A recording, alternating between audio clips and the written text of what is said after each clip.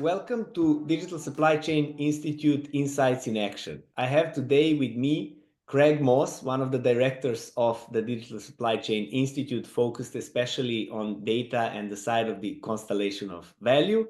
And I have Ilya Levtov, the CEO of Kraft, one of the members of Digital Supply Chain Institute and a company who is really changing the game in the side of the constellation of value. You will hear more today. Gentlemen, welcome. Great to be here, Marco. Thank you for having me.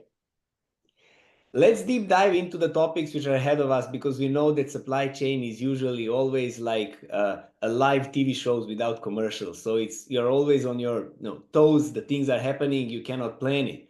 And having in mind the current geopolitical situation, the regulations, the companies need to address and answer the ESG components, more complexities in global supply chain in tier 2 and tier 3 providers, that the risk became a super important part of communication in between the companies. And having the complexity, Digital Supply Chain Institute created a new approach through the constellation of value, which is actually like an organized system of various different stakeholders within supply chain, moving towards the same goal through trusted collaboration, exchange of data, and joint processes in order to mitigate the risk, and then as well have supply chain resilience and excellence. So all these things are interconnected, but complicated in a way to explain. But on the other side, what I would like us to try today is to put them into a practical aspect and component. So I will start, Craig, with you and ask you, like, why should companies take a risk-based approach to building a constellation of value? Marco, I think that given the geopolitical realities now and the trends that we've seen over the last few years, companies can no longer think about having a single unified supply chain that they feed product in and then distribute it globally. What we saw starting a few years ago was companies starting to segment their supply chain into a US and European centric supply chain and then more of an Asia centric supply chain. With the recent changes in the US and the possible tariffs coming, I see companies already starting to think about having 3 separate distinct supply chains. Each of those is going to require a different constellation of suppliers to be able to make and deliver the product, given the different regulatory requirements, given the different customer requirements in each of those 3 markets. Thank you very much. And it's a very interesting thing to see to 3 markets. And then let's link it, Ilya, to how you see through business perspective and the relationship, with your customers. Well, for sure, we see customers, responding and doing everything they can to get ahead of just the changes that we're seeing, which Craig alludes to, geopolitics being one of the big drivers, and the regulatory environment being another one. These 2 are linked, but particularly in Europe, you've got very strong ESG, environmental, social, and governance related legislation working through the system, where companies not only themselves have to comply, which people are used to, but they need to report and ensure on how their supply chain complies. Add that through into the lens that Craig just added, that it's not 1 supply chain potentially now, but 3. And then add the complexity, the horizontal complexity, that every supply chain is less a chain actually than a network, because it's got multi-tier or n-tier elements to it, right? Where I'm getting something from my Asia supply chain over here, but they're actually sourcing a subcomponent of that back from the Europe supply chain. So the sheer amount of change and frankly the complexity of it requires a really new approach to oversight, to risk management, and ultimately it can only be done with AI. So thank you, Ilya, very much. Let's build on what you said. I love that you said it's a network. We know that networks are great for collaboration, but they also create complexities and risks. And in that sense, how do you see that the companies can effectively cover the complexity of their supply chain today, having in mind that we are going towards network, and gain visibility into inherent risk? Yeah. First of all, just to acknowledge it's incredibly challenging for the reasons that we said, and perfection shouldn't even be the goal in our view.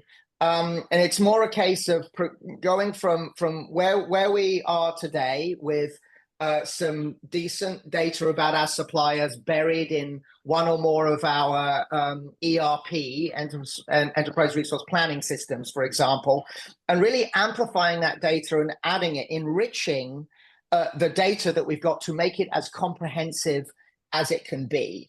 At Kraft, our approach has three major pillars to it. We call them third-party data, first-party data, and second-party data.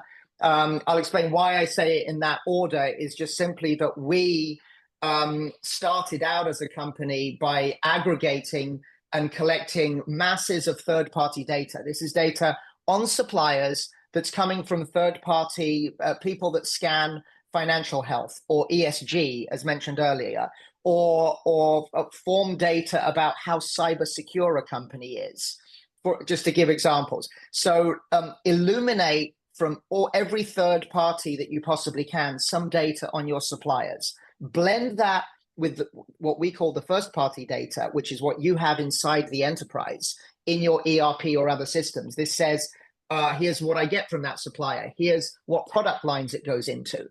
And then the third important dimension is the data that we can actually get from the suppliers themselves, which we call second party. So whether that's through surveys or active interview and data collection from the survey, you then get first party, second party, and third party. You're building the most comprehensive data fabric to then elevate into insights and analytics that actually drive action.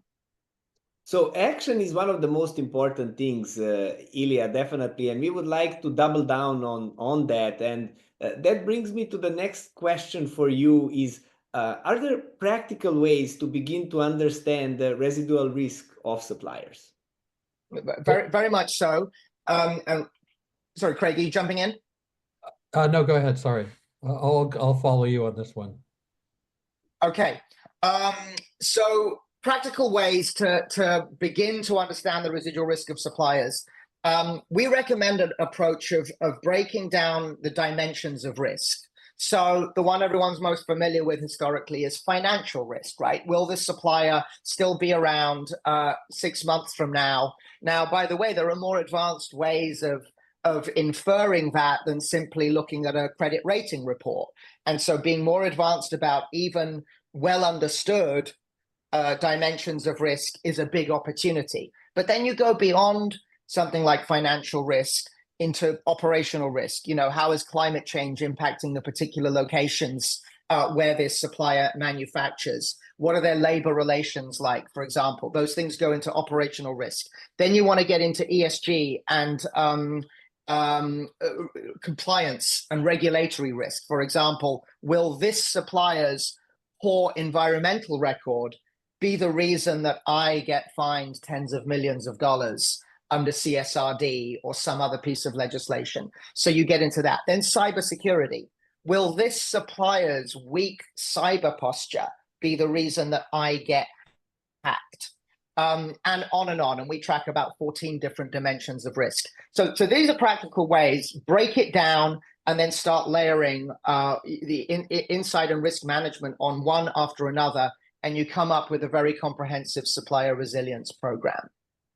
This is amazing, Ilya, and this really gives a great segue for me to come to Craig, where Craig, I think you can potentially round up the whole conversation with, you know, understanding a notion which Ilya shared, right? We understood that we have complexity on one side. On the other side, we have compliance. And then on the third side, everything is closely correlated and cross-connected with data in all the elements of risk, which Ilya mentioned. So, Craig, can you please elaborate and focus on how companies can use data to form optimal constellation of value and then actually address the risk? Yeah, so going back to the idea of constellations of value, and that you can't have a single supply chain with all the same pieces in it. You're going to have substitute pieces. So if I was selling to Europe, where CS triple D is a critical issue. I might need to have a different supplier as one of my suppliers rather than selling into the Chinese market. That's a fundamental thing. In the companies I work with, and I've worked with hundreds of companies on these type of topics, you have to look at the breadth versus the depth. And if you look at the breadth, if you have 10,000 suppliers, you cannot go into depth on all 10,000. That's really where you want to focus on inherent risk.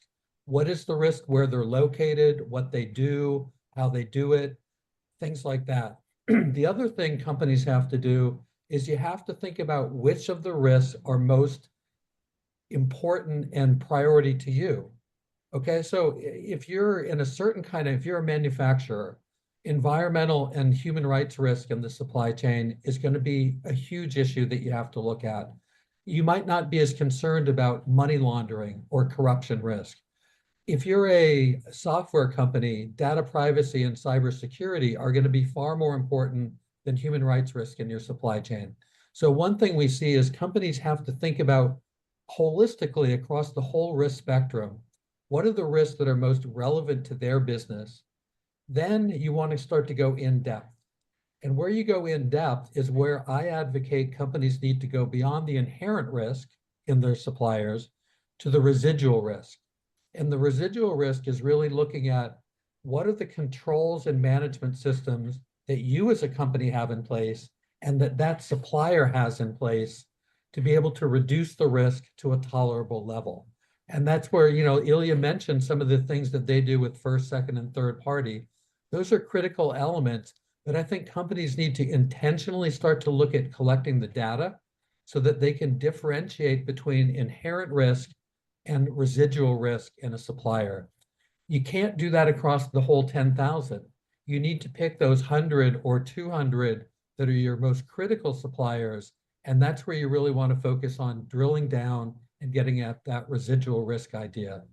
The data becomes a critical element to that because the regs, CSRD in Europe, CS triple D, regs in Canada, in Japan, in Germany, they require you to also report.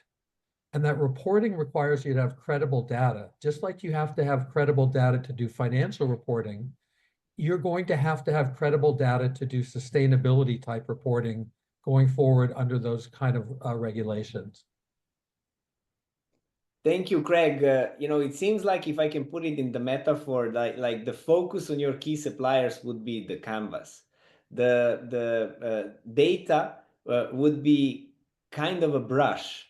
And then, the rest of the technology will be the colors, which will then paint the constellation of value. So I think, gentlemen, you have really outlined in a great way in a short period of time, very complex approach very easy solution to a complex approach where actually the partnership from thought leadership towards the industry solution is the way forward. And I look forward to rejoining with you and talking next time about certain case studies which you have been involved in.